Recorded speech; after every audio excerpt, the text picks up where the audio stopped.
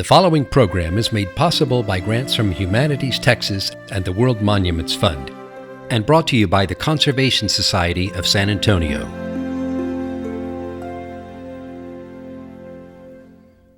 No more. Never turn back. No more. Never turn back. No more. Never turn back. No. Never turn back. I'm gonna keep on. That's how civil rights leader Ella Baker described the lunch counter sit-ins of the 1960s. African American students organized these peaceful protests in opposition to racial segregation. You could always go into Woolworth and buy something, but you couldn't sit down at the restaurant counter. It's not a matter of whether you ever eat down there. Maybe there are some whites who never eat there. But it's a matter that it is a symbol of inferiority. A few Texas lunch counters quietly integrated as early as the 1950s. The H-E-B and Woolworth stores in Corpus Christi served everyone, as did Sears in San Antonio. But these glimmers of progress did not bring widespread change. Even landmark Supreme Court decisions striking down school and bus segregation remained limited in scope.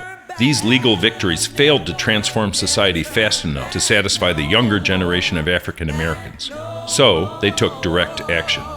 On February 1st, 1960, 4 college students sat down at a Woolworth lunch counter in Greensboro, North Carolina. Refused service, they remained seated. Press coverage of their vigil inspired others. We heard about it, and I think that sit-in movement at Woolworth in particular, it kind of like swept the nation overnight. Black college and high school students started to sit in at Woolworths and other public lunch counters, including Cress, Grant, and McCrory. In some southern cities, students faced arrest and violence. You have to understand that in the movements out there, I was one of those guys that put my own neck out there. I didn't know where my money was going to come from. But I knew this. I wasn't going to live in a segregated society. I knew that.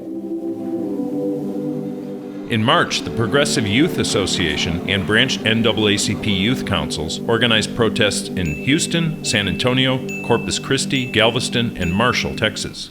Actions followed in Austin, Beaumont, and Dallas in April. Students met the greatest resistance in East Texas. In Houston, the first Texas city to have a sit-in, 4 white men kidnapped and tortured Felton Turner. This violence only strengthened the students' resolve. We stayed that evening, until maybe, I think they closed by 6 or 7. They just shut down. And next day we went back. Never turn back. I've got to keep on till I reach the other shore. Reach that other shore. Rains may fall. Arrests and tragedy stopped the Marshall sit-ins. Civil rights attorney Romeo Williams was killed in a railroad crossing accident, driving 2 clients back from court. Maddie Mae Etta Johnson died, and Bernice Halley suffered permanent injury. Marshall, like Beaumont, completely closed its lunch counters. San Antonio made headlines for a different reason. On March 16, 1960, 7 downtown lunch counters integrated quietly, avoiding a sit-in demonstration planned for the next day. Under pressure from the local NAACP, San Antonio civic, business, and religious leaders created the first voluntary and peaceful lunch counter integration of the sit-in movement. This breakthrough made national news. Turn back. Never turn back no more. Joske's department store held out and later faced protests, integrating in July. By the end of March 1960, student sit-ins spread to at least 65 southern cities. Stores in Corpus Christi, Galveston, Austin, and Houston integrated their lunch counters by September as managers cut their financial losses. Establishments in Dallas held out until 1961. Local activists struck successful blows against Jim Crow in 6 out of 8 Texas cities. Black youths across the country had re-energized the civil rights movement by making a direct case for racial equality in everyday, ordinary places. Woolworth's lunch counters were frequent targets, readily identified with the students' freedom struggle. The sit-ins, which continued through 1964, accelerated progress toward an integrated society by reshaping public opinion. On July 2, 1964, the Civil Rights Act enshrined into U.S. law the principles the students fought for: equal service and an end to segregation in public places.